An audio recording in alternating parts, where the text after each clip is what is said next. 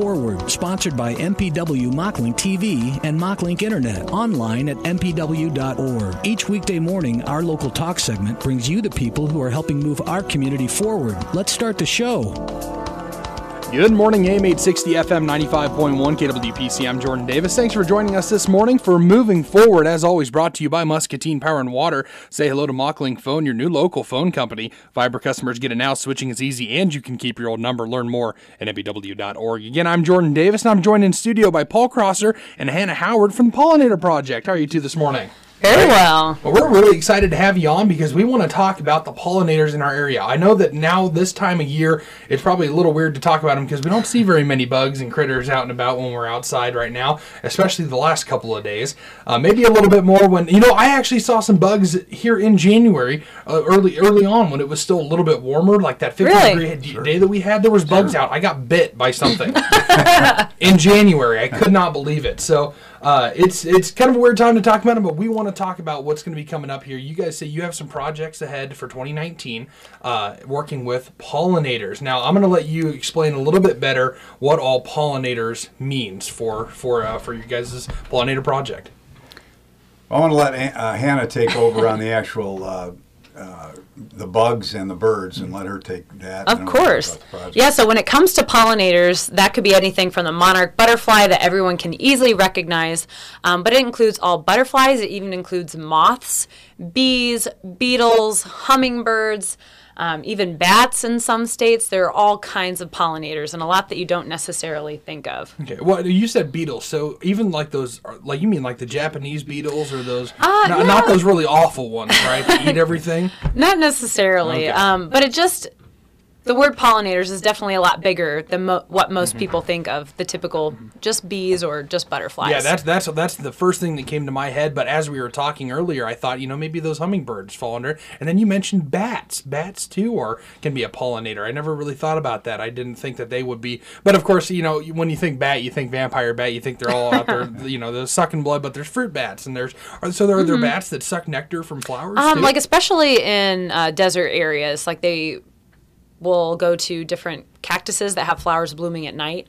But we want to focus on our butterflies and bees here in Iowa and moths. Right. Yes. And you said, I'll let you say again how many different bees there are. When I think bees, I think honeybees. I think the big. Most people think the European honeybees in the hives. Yep. And of course, those are great pollinators as well. There's actually over 300 different native Iowa bee species as well. And so when we think about bees, most of those bees are ground nesting solitary bees. And so when we think about planting native plants, we can't just plant the common milkweed. Of course, that's very important. We need to plant the whole suite of native plants so that we can provide nectar and host plants for all those native bees, but also other native butterflies, because most people have heard now about the plight of the monarch butterfly and how they are in trouble. Right. But most native butterflies have low population numbers, and so we really need to do our best for all of those native pollinators by planting a little bit of everything to have early blooming plants, late blooming plants, and have all different types of flower shape and size, because that also will depend on what kind of pollinators that flower attracts. Gotcha. Now I want to ask, what's been the main cause of the population decrease in all these pollinators? What's been the main cause? Well, I think if you think about Iowa, we used to be a prairie state. Over 80% of the state was covered in prairie, and now we have less than 1% of that prairie left. Really? And so there's no habitat, and agriculture and all the chemicals isn't always the most friendly for those pollinators. And so it's a whole slew of problems that have kind of culminated to this pollinator crisis. Okay, so is it also, now native plants are the best for these creatures, right? For everything. It's the native ones in Iowa that they, their however many years of evolution have bred them to be. So does that mean that some not invasive species, but when people non-native. Non-native. Yeah. So when people bring non-native plants in, are they a lot less likely to go to those to Right. pollinate? A lot of those non-native plants don't have a lot of nectar.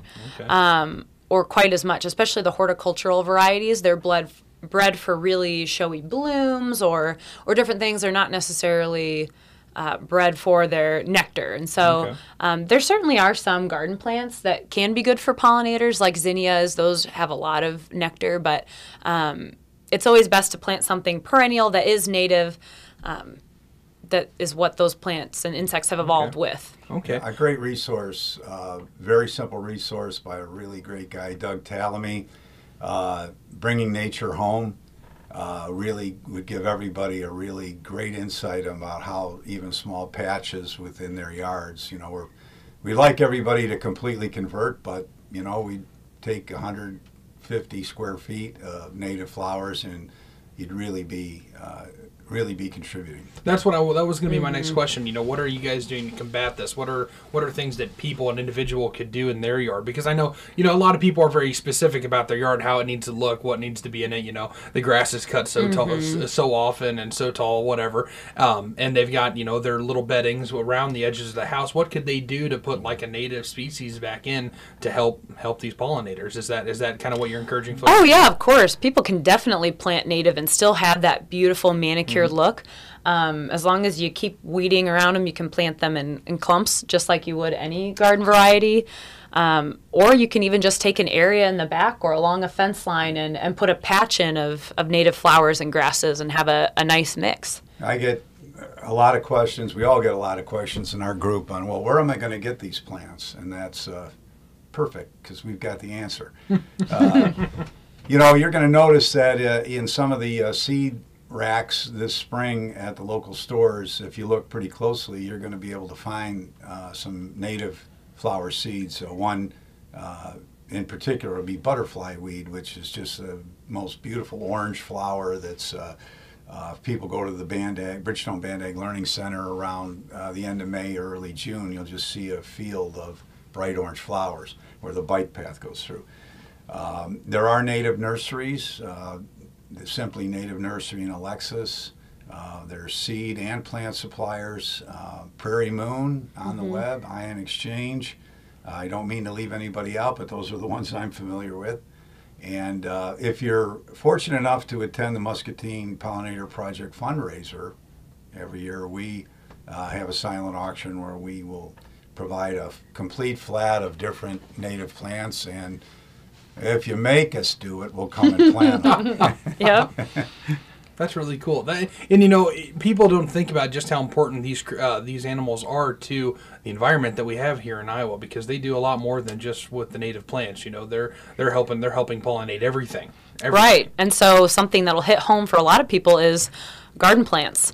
Most of our native pollinators are very effective at pollinating anything in your vegetable garden, or even if you have fruit trees, nut trees, pollinators are very important to helping those crops succeed. Absolutely. So what is it specifically that people outside of the Pollinator Project, how can they get more information, find out more? I followed you guys on Facebook to get, because I wanted to be in the know about what you guys are up to and all the different, they share so many articles now. I get a notification like every day, a new article to read about something that's going on, some new information or info on species, stuff like that. What can people do to get more information about this?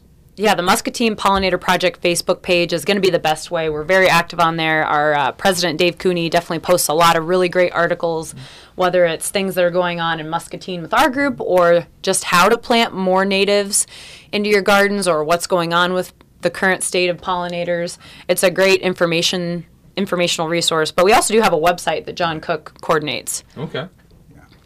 And like all websites, John's got a full-time job, and it's tough to really... it's tough to keep up, but Facebook page is probably the best, the fastest way to communicate. Okay, so that's if folks want to get in touch with you to find out, because I'm sure they can send a Facebook message out and get some info if they're planting native species and they want to know what's best for this yard or whatever. And now let's talk to you about the biocells that you were talking about beforehand. What exactly is a biocell, and what are your guys' plans to be putting those in? Well, basically, bioretention cell or biocell is a structure that captures stormwater and allows that stormwater to infiltrate into the groundwater, which is another benefit for all of us. Because too often in the Midwest, and people can see this when you're driving around, you'll see that when stormwater runs off property or structures too quickly, it begins to erode stream banks. And so by capturing that and let it percolate into the groundwater, and the typical time period that you want to design for is about 30 hours because we don't want to increase the mosquito population. Right. And then that bioretention cell, I know Hannah and I were down at the one behind Guadalajara and Hubble's down there on Sycamore, planting native plants in there. And those native plants will also help remove some of the pollutants that come off the stormwater. Interesting. Because some of those native plants have anywhere from 10 to 15-foot root systems. And so that can really do a lot when you're talking about soaking up excess moisture. Sure. And I think that's really important to realize that a lot of the water in urban areas hits concrete and just is runoff and catches a lot of pollutants from streets and different things. But if they hit a biocell like that with native plants, those native plants can help suck up that water and help infiltrate it where that water falls, which is really important as we get more and more concrete in our towns. Right. And so I definitely encourage people to go check out that biocell. But John Cook is also working on a new biocell across from City Hall. So there's that large parking lot, and along that parking lot, there's going to be a really long one where he's going to install native plants this summer. And that'll be a really showy, beautiful area for folks to be able to see native plants and to be able to say, oh, well, I should put that in my yard. I really like how that looks. And I think that'll be really important because sometimes people might be a little bit worried that native plants might be weedy, but really that's not the case if they're maintained just like any other garden plant that they may put in their gardens. And so they can be able to go see what plants they like and what they might want to bring back to their garden and then go ahead and put it in themselves. That's awesome. Now, and I've seen that one behind Guadalajara before. That's where I park from time to time when I'm down there. But it's what should we expect to see out of that? I think you mentioned that this year was the year we might be seeing some real serious growth. Yeah, and we're also learning too. This is one of our first big projects, and that takes on a lot of water from the alley and the parking lot. So that one was kind of a challenge. But we have a beautiful big grouping of big blue great blue flag iris, right there in the bottom. But we also have some spiderwort plants that are going to have a beautiful showy purple bloom early on in the season. We have little blue stem, we have milkweed, we've got asters. You're doing great. We got a little bit of everything there, so there should be a whole slew of color throughout the season. People will, at least some people, when they see the manifestation of those blooms, they're going to say, where can I get that? Yeah. And so we'd be glad to help them, point them in the right direction. And this time of the year, we're also starting to think about starting to grow all of those native plants because February is the time where we kick off the season for our greenhouse at Muscatine Community College. Excellent. That's really cool. It's just interesting to think about how big of a difference, adding these can be. And until you just said it right there, I had never really thought about just how little actual ground space there is in the downtown. There's blocks and blocks of no dirt, no grass, no nothing. It's just concrete for huge stretches. I think it really hits home when you think about we're right on the Mississippi River. So all that water that's hitting those downtown streets is just going straight into the Mississippi without being treated. So the more soil we can keep in there with especially areas like those biocells where they actually can catch that water since they are a little bit of a trench there, that'll be really important to treating that water so that we're getting clean water going into the river and not just run off with a lot of pollutants or chemicals. Right. In a tiny way, we're a fisherman's best friend because what we're doing upstream helps the fish in the river that the fishermen are going after. Absolutely. So it's crazy to think just how important, how it seems like, it's the Pollinator Project. You guys are trying to help the pollinators. You're also trying to help the increase in native species of plants and stuff like that. But it has so many effects that just kind of trickle down. You help the pollinators, you help the plants, and then it even goes into helping the Mississippi be a little bit cleaner. Oh yeah, and even birds. They feed off of the seeds at the end of the season too. So we really are helping a whole suite of things. Yeah, we're really excited this year. We're going to have a few Muscatine High School students coming over to help us in the greenhouse, and we certainly want to encourage the young people to get involved. And over the years, we've collected a lot of seed at the Bridgestone Bandag Learning Center, and we got a pollinator garden in there. Hannah's been out there. We've had our friends from locally from Hahn came out and helped us. We've had the YMCA Summer Youth Group come out. So we're getting a lot of contribution, a lot of help, and all that help's not going for naught. We collect those seeds, and they're going into the greenhouse here in about, I'll just say, a month. Okay, excellent. So it's important to get because I've been able to get involved with a little bit of the gardening because my dad, when I was in late junior high, I think I mentioned to him one time, and I forever regretted this. I say jokingly. I said, "Wouldn't it be fun to grow a garden?" He said, "It sure would." And we've gardened every single year since that. So I've gotten to see what it's like, to try to grow from. Well, I mean, we had 3 little gardens. We grew potatoes, tomatoes, green beans, onions, everything. You can think of. Oh my gosh, the radishes! I just every year we you can just walk out, throw a patch of radishes down, you'll have 1,000 of them in a couple of days. So I've gotten to see that, but then I've also this year I'm gonna go out and I'm gonna walk our property because I've seen a lot of. There's so much color out there, especially I just live right across the river, and or my folks live right across the river in Illinois, and there's our property's got so many different colors. There's so many different flowers that because we do have patches of what feels like prairie, looks like prairie. What's the grass called? The CRP, like the big CRP blue stem stretches? potentially. I think so. Well, I bet you could convince them to add some more. I don't doubt that I species could. too. I'd love to because it's so cool. And what we're actually working on doing this kind of touches for the Nature Conservancy too. The invasive species that we still see. The bush honeysuckle. We've actually been working to eradicate that off of our property because I hate that. I hate that stuff. Because that really those invasive plants are really bad because they take over.